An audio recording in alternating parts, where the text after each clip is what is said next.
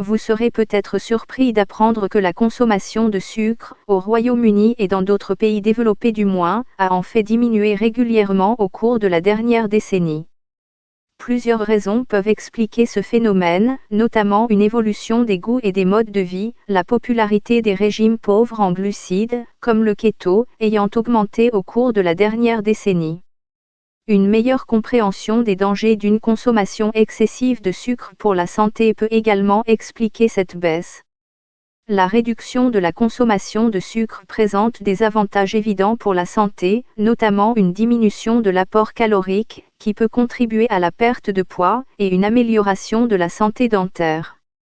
Mais les gens disent parfois ressentir des effets secondaires négatifs lorsqu'ils essaient de manger moins de sucre. Maux de tête, fatigue ou changement d'humeur, qui sont généralement temporaires, font partie de ces symptômes. La raison de ces effets secondaires est actuellement mal comprise. Mais il est probable que ces symptômes soient liés à la façon dont le cerveau réagit lorsqu'il est exposé à des aliments sucrés et à la biologie de la récompense. Les glucides se présentent sous plusieurs formes, notamment sous la forme de sucre, qui peuvent être présents naturellement dans de nombreux aliments, comme le fructose dans les fruits et le lactose dans le lait. Le sucre de table appelé saccharose se trouve dans la canne à sucre, la betterave à sucre et le sirop d'érable, tandis que le glucose et le fructose sont les principaux constituants du miel. La production alimentaire de masse étant devenue la norme, le saccharose et d'autres sucres sont désormais ajoutés aux aliments pour les rendre plus appétissants. Au-delà de l'amélioration du goût et de la sensation en bouche des aliments à forte teneur en sucre, le sucre a des effets biologiques profonds sur le cerveau. Ces effets sont si importants qu'ils ont même donné lieu à un débat sur la question de savoir si l'on peut être accro au sucre, bien que cette question soit encore à l'étude. Le saccharose active les récepteurs du goût sucré dans la bouche, ce qui entraîne la libération d'une substance chimique appelée dopamine dans le cerveau. La dopamine est un neurotransmetteur, c'est-à-dire une substance chimique qui transmet des messages entre les nerfs du cerveau. Lorsque nous sommes exposés à un stimulus gratifiant, le cerveau réagit en libérant de la dopamine, c'est pourquoi on l'appelle souvent la substance chimique de la récompense. Les effets gratifiants de la dopamine se manifestent principalement dans la partie du cerveau impliquée dans le plaisir et la récompense.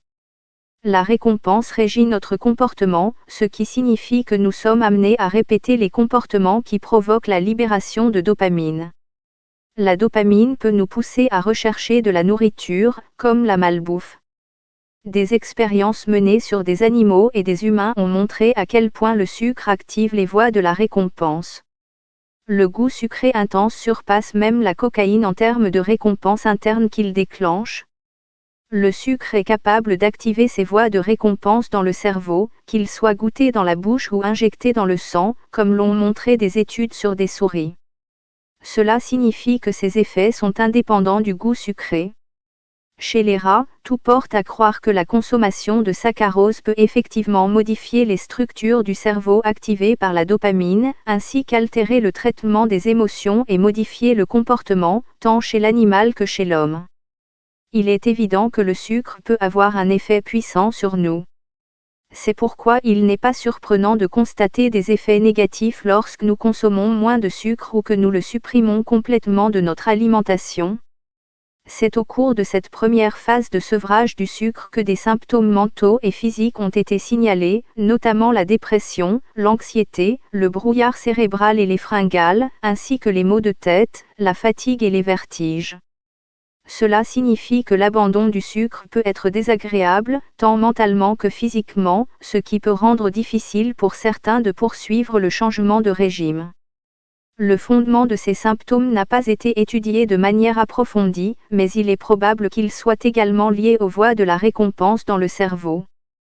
Bien que l'idée d'une addiction au sucre soit controversée, des études menées sur des rats ont montré que, comme d'autres substances addictives, le sucre est capable de provoquer des crises de boulimie, un état de manque et une anxiété de sevrage. D'autres recherches sur des animaux ont démontré que les effets de la dépendance au sucre, du sevrage et de la rechute sont similaires à ceux des drogues.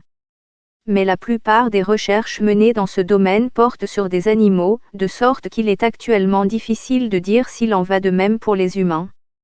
Les voies de la récompense dans le cerveau humain sont restées inchangées au cours de l'évolution et il est probable que de nombreux autres organismes ont des voies de récompense similaires dans leur cerveau. Cela signifie que les effets biologiques du sevrage du sucre observés chez les animaux sont susceptibles de se produire dans une certaine mesure chez les humains aussi, car nos cerveaux ont des voies de récompense similaires. Une modification de l'équilibre chimique du cerveau est presque certainement à l'origine des symptômes signalés chez les humains qui suppriment ou réduisent le sucre alimentaire.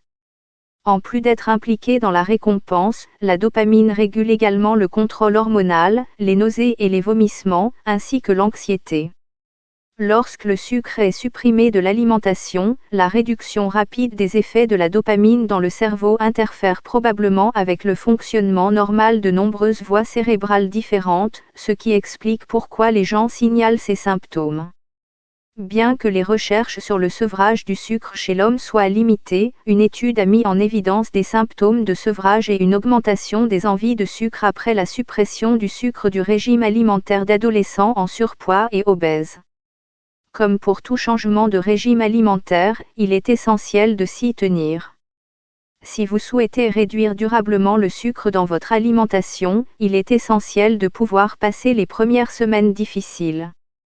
Il est toutefois important de reconnaître que le sucre n'est pas mauvais en soi, mais qu'il doit être consommé avec modération, parallèlement à une alimentation saine et à l'exercice physique. Cet article a été initialement publié sur The Conversation, et est republié sous une licence Creative Commons. James Brown est professeur associé en biologie et en sciences biomédicales à l'Université d'Aston, à Birmingham, au Royaume-Uni.